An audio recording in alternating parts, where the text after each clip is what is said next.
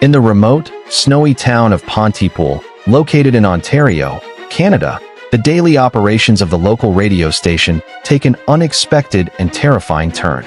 Grant Massey, a former shock jock who now works as a radio host for the town's morning show, spends his days at the station alongside his producer, Sydney Breyer, and the technical assistant, Laurel Drummond. Pontypool is a small, quiet place where nothing out of the ordinary typically occurs. But one winter morning, everything changes when a violent outbreak threatens to engulf the town. The day begins like any other, with Grant navigating his way through a snowstorm as he drives to work.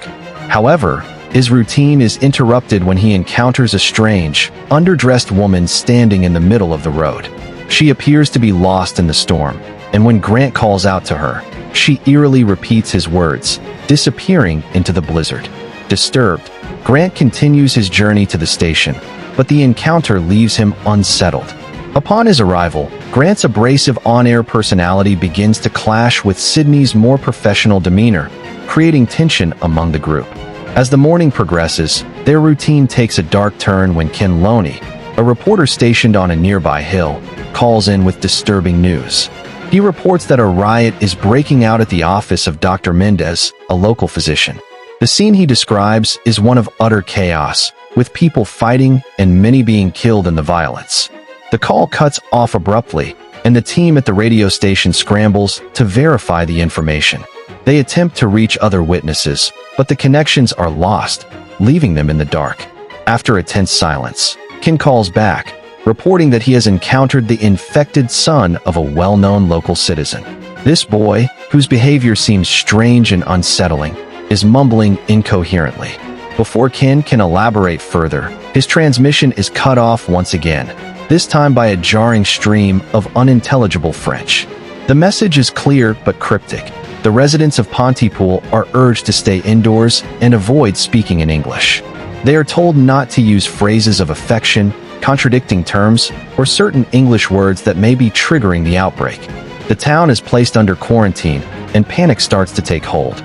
The situation grows even more surreal when Ken reports hearing the infected boy's voice repeating the word mommy. Confused and alarmed, Grant tries to leave the station, but before he can, a large, violent crowd gathers outside, attacking anyone in sight. Grant, Sydney, and Laurel barricade themselves inside the station, but as they watch the chaos unfold, Laurel begins to exhibit bizarre behavior. Laurel becomes fixated on the word missing, repeating it over and over, her mind seemingly consumed by it. She mimics the sound of a boiling kettle, which only adds to the growing tension.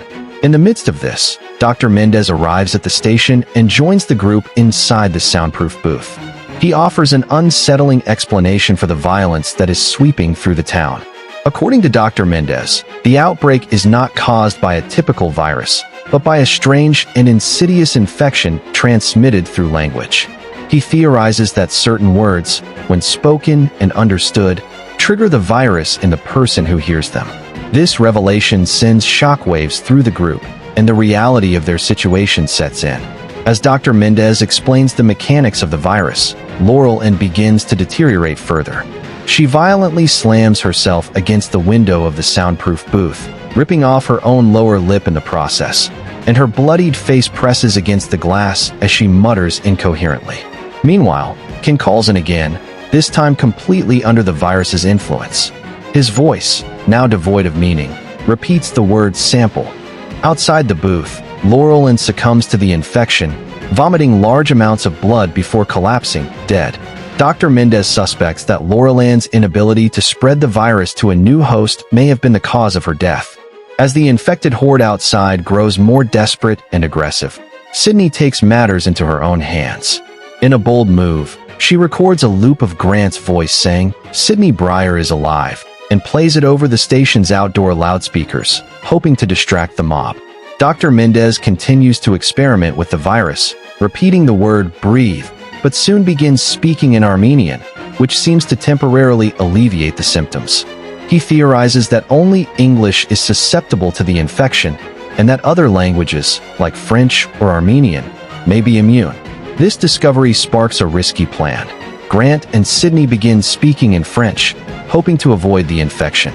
However, The mob breaks through the building's defenses, and the two are nearly killed when the recording fails to draw the crowd away. Mendez, left alone in the booth, uses his knowledge of the virus to trick the mob into leaving.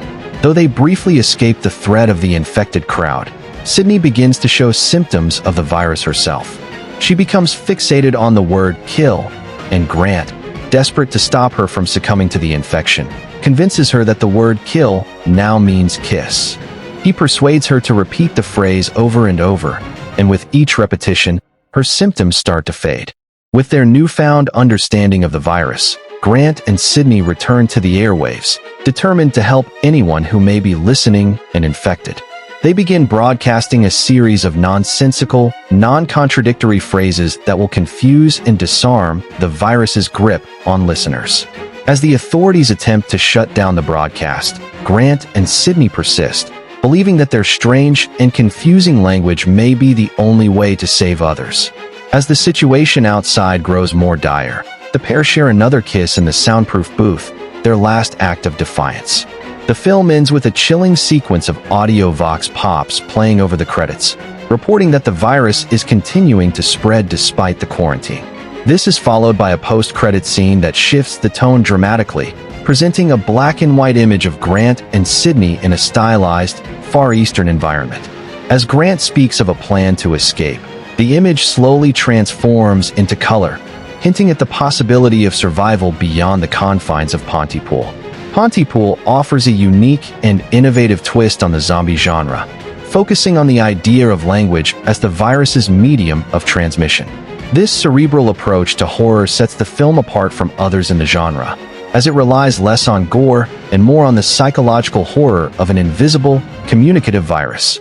The acting by Stephen McHattie and Lisa Howell is compelling, with their performances carrying the film's tension and building a sense of dread throughout. The film's tight, contained setting and minimalist approach to horror make it an engaging and thought-provoking experience.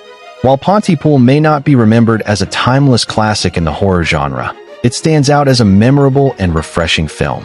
Its innovative take on the zombie narrative, combined with its eerie atmosphere and intellectual themes, offers a fresh perspective for fans of horror looking for something different.